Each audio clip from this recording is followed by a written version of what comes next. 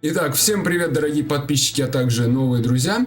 Сегодня продолжаю рубрику про финансовую грамотность. И сегодня я вам расскажу про 4 ступени или 4 шага финансовой грамотности. То есть 4 пункта, 4 ступени, вы как хотите можете называть. Первое — это финансовая безопасность. Вторая — это финансовая стабильность. Третья — финансовая независимость. И четвертая — финансовая свобода. Итак, начнем с первого шага. Финансовая безопасность. Что же это такое? Это такое количество денег, при котором вы смогли чувствовать себя спокойно в случае, если у вас перестал работать бизнес или вы ушли с работы. И есть время, чтобы начать новый бизнес или найти новую работу. При этом не беспокоиться о деньгах. В среднем запас денег нужен на полгода. За это время вы сможете начать новый бизнес, который будет приносить вам стабильный доход, или найти новую работу. И это то количество денег, которые за эти полгода смогут покрывать все ваши важные потребности, когда вы еще не сможете работать или начать новый бизнес. Ну, по-другому это называется подушка безопасности, которая должна быть у всех.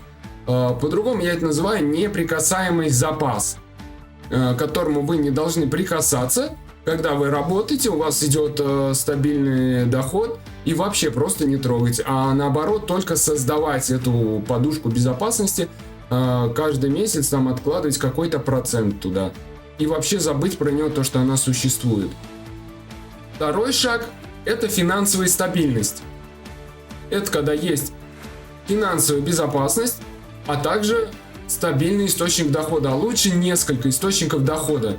Это работа, бизнес, там, допустим, какая-нибудь булочная, да, которая приносит вам доход, инвестиции в акции, облигации, от которых у вас идет пассивный доход. То есть, допустим, если вы ушли с работы или у вас накрылся там бизнес, еще есть несколько источников дохода, 3 или 4, которые стабильно приносит вам деньги. Вот это называется стабильный доход. То есть это вот я сейчас в теории так легко рассказал, но на практике придется очень сложно. Третий шаг — это финансовая независимость. Это когда можно не зависеть от своих источников дохода. И вот здесь не надо путать с тем, что финансовая независимость — это то, что я пришел и купил все, что захотел. Нет, это совсем другое. Многие люди путают. Финансовая независимость — это когда твой капитал настолько структурирован, что ты можешь не работать и иметь деньги. Деньги сами идут. И вот уровень финансовой независимости, он у всех разный. Для этого надо узнать, сколько денег вы тратите.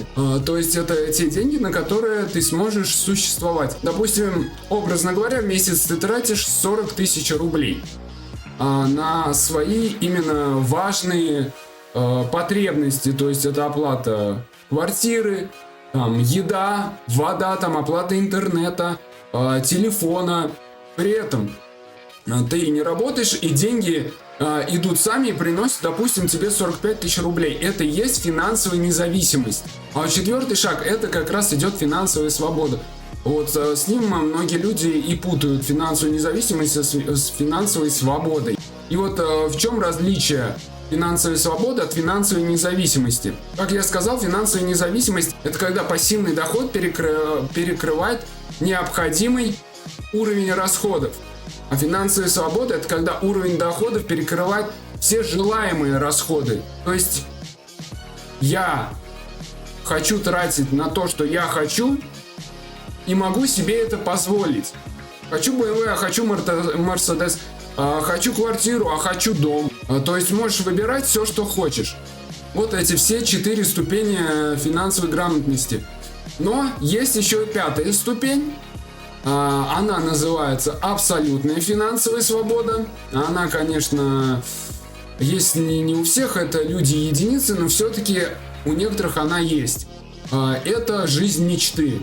Допустим, не хочу я на самолете летать бизнес-классом, хочу собственный самолет, да хочу, чтобы был у меня свой собственный пилот, куда хочу в любое время туда и полетел. Хочу не квартиру, а несколько квартир, хочу не дом, а несколько домов, да в любой точке, где я хочу, в любом городе, в любой стране, еще там и домохозяйку, да не одну, а во всех домах, чтобы убиралась, прибиралась, там готовила в любое время, свой собственный остров, ну и так далее. В это, конечно, можно не вериться, но такие люди существуют.